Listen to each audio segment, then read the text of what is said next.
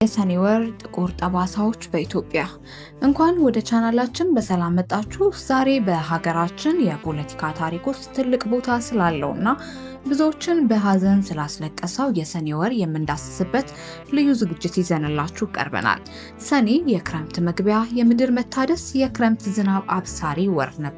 ነገር ግን በኢትዮጵያ ዘመናዊ ፖለቲካ ታሪክ ውስጥ ይህ ወር ሌላ ስም አለው። የፖለቲካ ትኩሳት፣ ያልታሰቡ ድንገተኛ መርዶችና የሀገር ባለውለታዎችን የቀጠፈ ጥቁር ወር። ዛሬ በታሪካችን ውስጥ የማይረሱትን የሰኔ ወር ጥቁር ጠባሳዎች በየተራ እንቃኛለን። የሰኔ 15ቱን የሰማዕታት ቀን።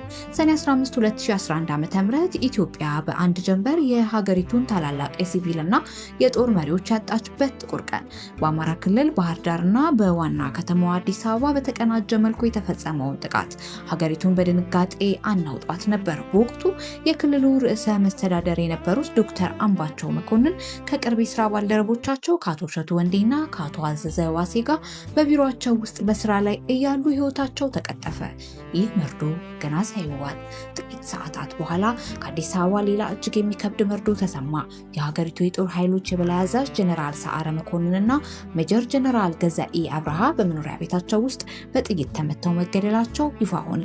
በአንድ ጀንበር ሀገር የምትመካባቸው መሪዎቿን አጣች። የሃጫሉ ሁንዴሳ ግድያ፣ የኪነ ጥበቡ ፈርጥ። የሰኔ ወር መርዶ በዚህ አላበቃም። ከአንድ ዓመት በኋላ ሰኔ 22 ቀን 2012 ዓ.ም ሌላ ታሪክ፣ የማይረሳው መውደቅ ተሰማ። የኦሮሞ ህዝብ ድምጽ፣ የብዙዎች አንቀሳቃሽ እና ተጽዕኖ ፈጣሪው ድምፃዊ ሃጫሉ ሁንዴሳ በአዲስ አበባ ከተማ ውስጥ በማንነታቸው ባልታወቀ ታጣቂዎች በተተኮሰ ጥይት ተገደለ። የሃጫሉ መውደቅ የሙዚቃ መድረክን ብቻ አይደለም ያጠቆረው፣ በሀገሪቱ ላይ ያስከተለው ማህበራዊና ፖለቲካዊ ቀውስ እጅግ የከፋ ነበር። የሱ ማለፍ ብዙ ሺዎች የሚቆጠሩ ሰዎችን ለከፍተኛ ቁጣና ብጥብጥ ዳረገ። ሃጫሉ በወጣትነቱ ተቀጠፈ። ነገር ግን ዜማዎቹና ታሪኩ ዛሬ ድረስ በብዙዎች ልብ ውስጥ ሕያው ናቸው። የሰኔ 16ቱ የሽብር ሙከራ፣ የመስቀል አደባባዩ ፍንዳታ። ወደ ኋላ መለስ ብለን ሰኔ 16 2010 ዓ.ም ስናስታውስ ደግሞ አዲስ አበባ በመስቀል አደባባይ ታይቶ የማይታወቅ የሰላምና የደስታ ሰልፍ አስተናግዳ ነበር።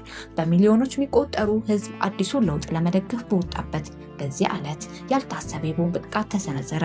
ጥቃቱ የሀገሪቱን ከፍተኛ አመራር ኢላማ ያደረገ ቢሆንም የንጹሃን ዜጎችን ደም በከንቱ ፈሷል። በመቶዎች የሚቆጠሩ የቆሰሉ ሰዎች ህይወትም አለፈ። ይህ ክስተት የሰኔ ወር በኢትዮጵያ ፖለቲካ ውስጥ ምን ያህል ትኩሳት የበዛበት ወር መሆኑን ያሳያል። ሌላኛው ማረጋገጫም ነበር።